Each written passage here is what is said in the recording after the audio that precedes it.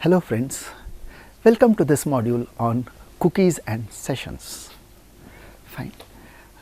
In the earlier module, yes, we have seen about HTTP specific APIs, fine, which was we have started looking at the javax.servlet.Http package, where we saw the two interfaces, HTTPServletRequest and HTTPServletResponse. We also saw about the class called HTTPServlet.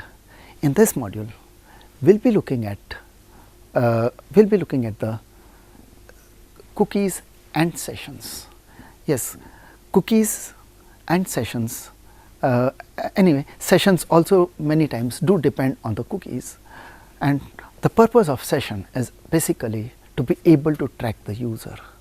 Fine. So let's start looking at this things about which the API related to cookies and session, understanding what exactly is a cookie and how a session is going to be managed in a container. Fine. So how the management of session in a container mainly is for the purpose of tracking a particular user in a stateless protocol like HTTP. Fine. We understand HTTP being a stateless protocol. Okay, fine. So let's see this. Let's start by trying to understand what exactly is a cookie. So what is a cookie? Oh, cookie. Cookie is nothing but some kind of a key value pair, some kind of a parameter which is stored on the client side. Fine. This is going to be available on the client side, but no, it is managed, it has to be managed in the client, but who is responsible for creating those key value pairs? It is the server who wants to create them. Okay, fine.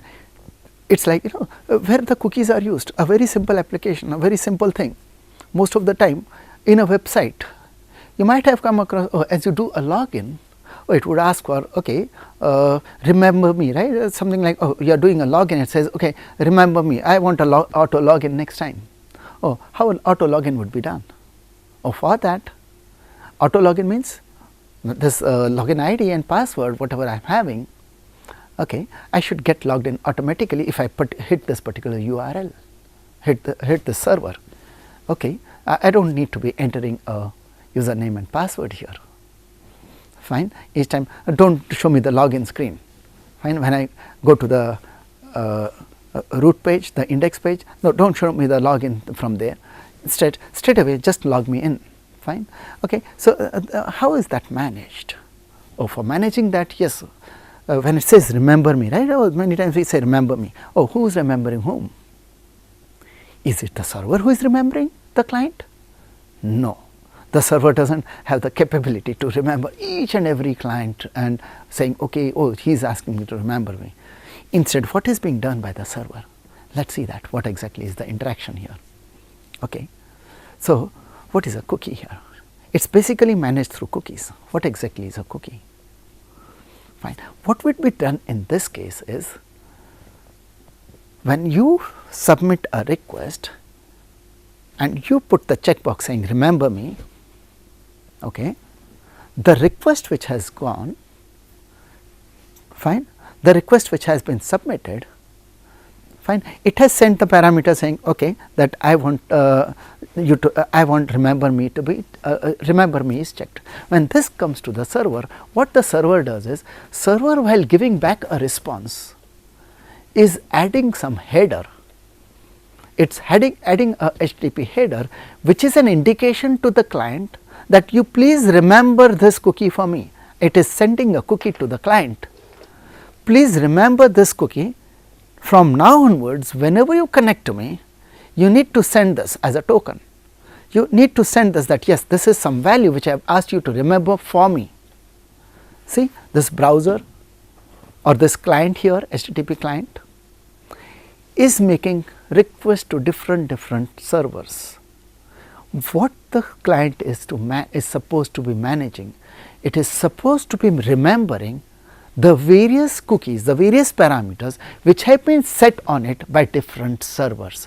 It has to remember these cookies. So, it maintains a kind of a cookie database which has to be managed server wise, URL wise. certain cookies may be specific to that URL. Oh, only if this is the URL path, then this is the cookie, then you please send this to me, fine, then this should be made available to the server. So, it will go as part of the request header. The cookies are going as part of a request header to the server, but before that cookie goes there, the cookie needs to be set up on the client.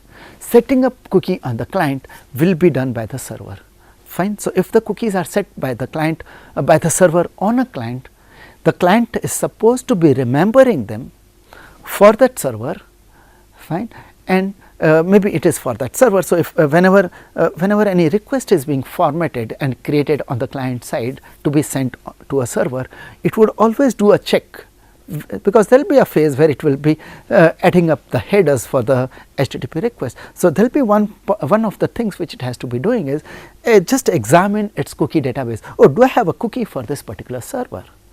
Was there anything which the server had asked me to remember? If there was, okay, oh, let me put that header here, and that is how the cookies are being sent from client to the server. Cookies that way are nothing but information set up by server on the client, which the client keeps on sending to the server, to that specific server whenever it is sending any request. Right? So, that is what a cookie is about. Fine. So, this is something which will help auto login, right, because auto login, oh, who is remembering that login ID and password? Not the server. What the server is doing? Server is saying, oh, remember this is your user login ID and password. Whenever you now send any request to me, you can send them through the cookie. I do not need to be sending the login page to you. If you give it to me, if that matches here, I know I can identify you, I can log you in. Okay. So, that is how the cookies are normally used. Fine. Okay. Now, something about the session, user tracking. Yes, another activity. Oh, you might have seen a shopping cart application. Fine. In a shopping cart, what is done? Oh, it is one request in which he is shown the list of all the products. The user says, okay, put this in my cart. Fine. He ticks something, puts it in the cart. Fine. So, that is one request sent to the server. Fine. Next time, another request is sent to the server, but how does the server know that this request is coming from the same client? Oh, there is one more product to be added in that cart. Whose cart? Whose cart? How does it manage all the various carts for all the users to keep track of the users? It has to keep track of users. We understand HTTP is a stateless. Fine. There was one request sent to the server from this client, and then they got disconnected. Disconnected in the sense that yes, the request was over, the response was given back to it, another list of options was shown to the client. Fine. He moves into other part of the application, and then he says, oh, I need to add one more item in the cart. Oh, when he says I want to add one more item in the cart, fine. How does he manage to when he says I want to add this? How does the server identify that this is something which is coming to be added in a cart? Which cart? Which is this user? Was there some cart created for him or not? How does he know this? For that, there has to be some mechanism of tracking each user on the server side. This tracking involves the use of session. Fine. So, we got something called HTTP session. That is an interface which is available on in the javax.servlet.Http package. Fine. So, let us look at this thing. Fine. How a client is being tracked. Fine. A very important thing. Fine, which is useful in so many applications. This is nothing but on a stateless protocol like HTTP, how can we still manage some transactional transactions taking place on over a multiple multiple transactions taking place for a single user and still being identified. Not each time he is saying, oh, I have to log in and do something. You do not have to be logging in each time, right. So, how does it happen? Fine. So let us see this interface called HTTPServlet, but before we look into it, fine, one important thing. What is to be done? What is the requirement here? The requirement here from the server's point of view, server would like to be able to track each client. We have the HTTP protocol where each request is a new request. you have to identify who it is. Fine. So, for this it is not that every client needs to be tracked. Fine. Or maybe we start tracking in a particular application, we might like to start tracking a client once he is done a login. Fine. Maybe it is most of the time once he is done a login, then we might like to start tracking him. See, one of the things which you very easily do through this, because he is being tracked. Fine. That is the reason why whenever you do a login, you get your whole name, you get some of your information, specific things, information which is specific to that user being displayed on all the subsequent pages after a successful login is done. Fine. After a successful login, or you see your name being displayed. Fine. Maybe if you have done some net banking application, even there also, or who is being logged in, all that information. Fine. Most of the sites they do that. Fine. Or you simply did a login once, and then all subsequent pages they just show your information. Oh, how is all that happening? One thing, start tracking user. Now, start tracking user is something which is the responsibility of the container. It is the container who is tracking the client. The user is being tracked. The responsibility of tracking a client is that of the container and not that of the servlet. Fine. Servlets are just components which are managed by the container.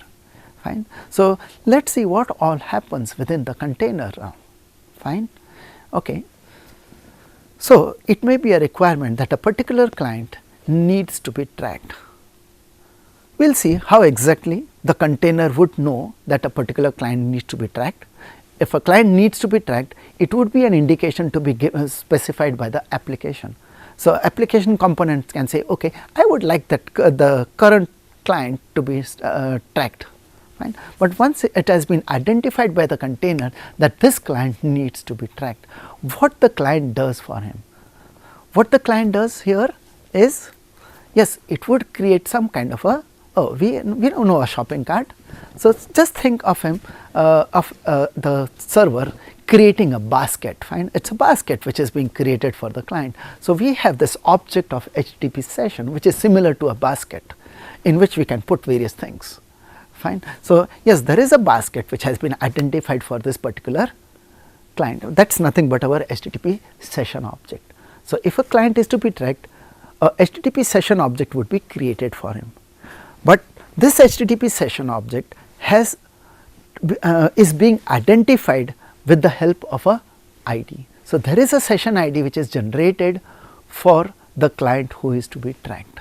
So, there will be, see, the things which happen on the container is generation of a session ID, creation of a HTTP session object, and the subsequent response which goes from the server now would actually set up, would have a mechanism of telling the client that this is your session ID. In all your subsequent transactions from now onwards, you need to be sending this back to me. Okay. That may be set up. Find how this can be managed. This can be managed through a session ID, through a cookie. Fine. So, setting up the session ID value on the client can be done by using a cookie also. Cookie is one of the mechanisms which is being used for session tracking. Fine. So, it could be through a cookie that a tracking of client can be initiated by a container. So, container, on the container side, what is done? Creation of a HTTP session object, a corresponding session ID is generated. Session ID is being set on the client in the subsequent response which goes to the client. From that point onwards, all requests from the client contain that, because it is part of a cookie. As part of cookie, the session ID value would arrive. So, whenever any request comes from any client, look at the server, what is happening by the what is happening within the container. Whenever any request comes from a client, fine, first thing which the container would do, okay, do I have any session ID in the request? Do I have a cookie for the session ID in this request? If I have, fine, I can identify the basket, or I can identify that this is the HTTP session object for him, irrespective of what the application is doing. One of the things which is being done by the container here is to put a mark or put the timestamp on this HTTP session object that last time when I have received a request from this client is so and so. So, last requested time, fine, is being set on the HTTP session object. Fine. This is to be done because yes, we may be tracking clients, we might be creating on the server side, there might be the container might have been creating a lot of HTTP session objects because you have started tracking them, but HTTP being a stateless protocol, it would not know, the server would not know when a particular browser has been switched off, fine, a particular client just goes off. You will not be getting any more subsequent requests from that particular client. You are still maintaining, an object for him, you are still maintaining a basket for him, or that user is gone, fine. So, there has to be some mechanism of throwing away those objects, throwing away the HTTP session objects. So, to do that, fine, in order to be able to manage the HTTP session objects and not overdoing it or not having too many of them, fine, we should have that mechanism of fine throwing away the unwanted HTTP session objects. And for that, yes, we do some kind of a timeout, there would be a timeout mechanism. So, each HTTP session according to the requirement of the application, fine, the HTTP session would have a fine max inactive interval. There is a setting called max inactive interval for a HTTP session. So, if I do not have any request coming from this client which matches this particular session ID for this particular session object, then this is a session which can then be thrown away. I will believe that this session is no longer going to be valid. Even if he comes up, wakes up and comes up later, I am going to throw away. No, I do not remember you any longer. You need to restart your session. Fine. So, that is the kind of thing. So, here we can see there that yes, as far as this part is concerned, tracking of user is concerned, tracking of user is responsibility of the container. Of course, we have API to be available to the application. Fine. The servlet has this API where it can do the interaction and find out from the container about the session. Fine. Oh, for this current user, give me the session, give me his basket, I want to put something there. Fine. It is not that always here on every request he will use the basket, he is not going to be using the HTTP session. But one thing which the container has always got to do, anytime I receive a request, I need to update the corresponding HTTP session with the last requested time. This is useful because I would like to be able to throw away the unwanted HTTP session objects. Fine. So, for that, yes, last requested time is there, max inactive interval, these are two components which are available on a HTTP session object, and in this HTTP session object I can, so there can be some kind of a, from time to time there can be something working within the container which just keeps on examining all the HTTP session objects. Oh, is there a HTTP session object for which there is no request and the last requested time, the difference between the current time and the last requested time is more than the max inactive interval. If so, I know this can be thrown away, and fine, and then it can free away those memory, and it can fine. So, that way it can manage and it can start tracking more users. Fine. So, fine, throwing away those HTTP session object is also important aspect. Fine. So, as far as the role of container is concerned, this is how it has to manage. But one thing, how does the container know when should the container start tracking him? How does a container start tracking a particular client? Okay. So, for that has to be something which is initiated from the application component, mainly a servlet. So, a servlet, for example, what it would do is from within the service method, when it gets a request object in the HTTP servlet request, we have this method called get session. When we invoke the get session method, okay, this get session method has a parameter which is a boolean parameter, fine, which is create if necessary. Fine. The boolean parameter says create if necessary. The idea here is, fine, if I say get session and if I put the value as false, I am asking the container, are you tracking him? If you are tracking him, give me the corresponding HTTP session object, or else you can give me a null here.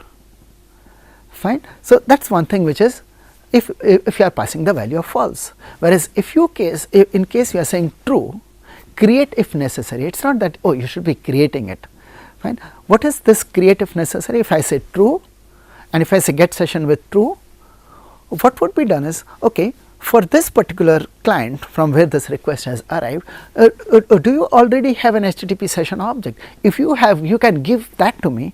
If you do not have, then I would like you to start tracking him from now onwards. Fine. There is no specific method which says, okay, or start tracking him. No, because you that particular client, if he is already being tracked, okay, fine, you give me that object. I do not want to create a new HTTP session for him. In case he is already tracked, that is the session I need. Fine. So, the continuity is nothing but through the HTTP session object. Fine. The state can be managed by using the HTTP session object. Transaction states can be managed. So, if it is like similar to a basket, fine. For example, what you might do is, okay, in case you are implementing a shopping cart, you might say, oh, I have a list of products, fine. So, as soon as someone says, oh, I want to start tracking him, he says, okay, in this, recollect one more thing which I had mentioned in the last module. We have the servlet request, we have the servlet context, both of these classes, both of these interfaces having those 4 set of methods where object sharing can be done, and that exactly same 4 methods also available in HTTP session. So, what is HTTP session? I was mentioning it is a basket. Yes, it is a basket in which we can manage objects, fine. That is why I called it as a basket, a place where you can store objects, fine. So, it is nothing but that attribute thing, set attribute, get attribute names and remove attribute. Those methods again available even for the HTTP session, fine. So, that is how the HTTP session is going to be useful to be able to store objects in it. So, if someone is doing a shopping cart, what he could do is he can say, oh, let me have one attribute in which I can store a list of products which he has selected for, for to be added into his shopping cart, fine. So, whatever he selects, yes, there is a list, fine.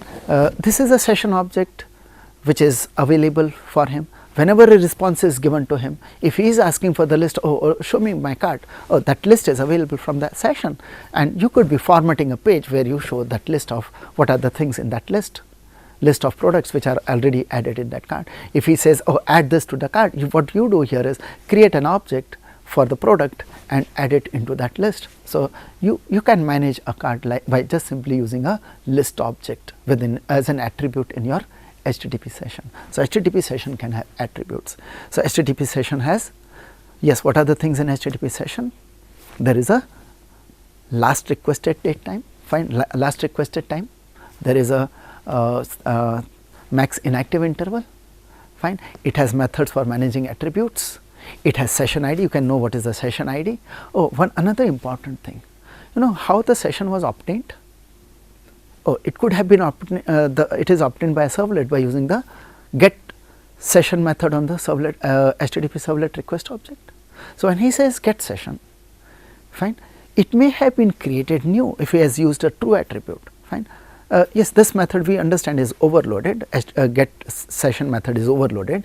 If you do not pass the boolean value, then it is considered by default it is true. So, you may pass or may not be specifying the boolean value. So, if you do not specify, it is considered as create if necessary true. Now, if you have said, okay, get session, fine, create if necessary was true, how would you know whether it is a new session object or it is something which was that this client was already being tracked and then you have got the object for it. So, that you can know by using a method called isNew. We have in HTTP session the method called isNew, by which you can find out if it is a new object for which the session information is not yet set on the client. The client is not even aware that there is that he is just started to be tracked, he is being started to be tracked. So, that is something which is available in the HTTP session isNew kind of method, fine. So, HTTP session object management to be done by these objects are managed by the container, fine, but it is the application which would use the get session method initially to be able to start tracking a client, fine. But tracking the client entirely responsibility of, once it has been started, it is then the responsibility of container. It has to manage the session objects, it has to manage the timeout values, fine. So, we have those appropriate methods in the HTTP session for setting and getting the timeout values on a particular HTTP session. As per your requirements, there might be applications which are, if it is a banking application, high security, timeout value will be, the session timeout will be much smaller, fine. But yes, in other kind of application, in other places, maybe timeout value, you may not keep a very high timeout value, fine. It's so you can decide the timeout value accordingly, fine. So that is one thing, fine. So this is about the HTTP session. Now coming to the cookies thing, fine. A few other methods. I think there are a few methods in the HTTP servlet request which are related to the session. One we saw is the get session method, that is for obtaining the session, fine. Now the session tracking, how it is done? It is done normally by using cookies. In case cookies are not available, it might be done through URL rewriting also, fine. So we have a mechanism in the HTTP servlet request, we have a method called isRequested it returns a boolean value. So by this you could know whether this client is being tracked by using a cookie or is requested session session from URL, fine. These methods would let us know whether how he is being tracked, whether he is being tracked by using a cookie or he is being tracked by using a URL rewriting. If it is URL rewriting, it is slightly tedious for the UI part also, because UI components, wherever they are specifying a particular submit button or whatever, fine, wherever a request is being sent, the encoding of the, adding the things in the URL, the session ID needs to be added as part of the URL as a hidden parameter. So all that processing needs to be taken care of then by the UI developer also. So there will be some additional task for the UI developer, but if it is managed through cookie, it is much simpler, fine. There is nothing to worry about, fine. A session can very easily be tracked, fine. Let us now look at what we have for the what is a cookie now, fine. So that is about the HTTP session part. Now we look at the cookies, fine. Cookie, yes, we understood the concept, cookie being set. We look at the API part related to cookie. So as far as cookie is concerned, yes, we got a separate class called cookie, fine. We actually have headers, fine. There are headers in the request through which a cookie is made available to the server, fine. But initially it is actually the server who is setting up a cookie. So we understand in HTTP protocol there are headers as part of the response also. It is through the response headers where the header for the cookie, setting up a cookie, is also being set. So if a server wants, it is initially the server who would use the method to set up a cookie on the client. How does he do it? So for that, yes, before the service method is finished, fine, what is supposed to be done is a servlet, if he wants to set up a cookie on the client, it has the method in the response. So it is the method in the servlet, HTTP servlet response. We have this method called addCookie, where the parameter is a cookie. Yes, we have a separate class called cookie, which is in the javax.servlet.Http package. Cookie has a simple constructor, fine. You just use the key value pair, fine, a name and a value. So cookie has a cookie name and a cookie value, which can be used for creating an object of cookie. Of course, another thing in the cookie is cookie has an expiry time, fine. Oh, this cookie should be managed on the client at least for so much time. After that, that cookie need not be remembered on the client, fine. So that expiry time, so it has cookie class, cookie object has that method by which the setting of expiry time can be done, fine. You can say, okay, it can be for so many more, you can set it in number of, add the number of days from the current time and set it, okay, I want that expiry to be on so and so time, fine. So when you create a cookie object, yes, the constructor requires only the name and value, but then you might set up the expiry time, and then that is it. Just you add this to create a cookie object and add it to the response. So HTTP servlet response has this method called addCookie. That is how the server would be able to set a cookie on the client. And how does the servlet, fine, a servlet may like to check what are the cookies which have arrived from a particular client. So for that, yes, the HTTP servlet request has a method called getCookies, instead of using a method called getHeader and then trying to parse out all the various cookies which are available, fine, we have a very simple method called getCookies in the HTTP servlet request, which gives us an array of cookie. Remember one thing, normally most of the methods which return an array, if there are no cookies, for example, right, see there is something, if the method returns an array, what do we normally write? Oh, if this is a method which is returning an array, oh, I straight away go for a loop, right, to go over loop over all the elements of an array, fine, and then we do not expect a null to be returned by this, but yes, what we have here you have to be very careful. This method called getCookies is not returning an empty array. Okay, if there are no cookies, this method returns a null. So be careful, otherwise you will be getting null pointer exceptions here. Fine. So always do a check. Whenever you use the getCookies method, always carry out a check for the null. Fine. Don't just straight away go for writing a loop here. Fine. So that's something to be careful about when using cookies. Fine. Clear? So yes, in this session, in this module, what we have covered is, we have covered what is a cookie, what is this HTTP session, how it is used for tracking a client, what is the role of the container, how an application would be able to use HTTP session, fine, and creating some stateful applications, transactional applications like shopping cart, fine. So fine. In the next module, we will be doing specific, we will try to use these cookies and sessions in a sample application, fine.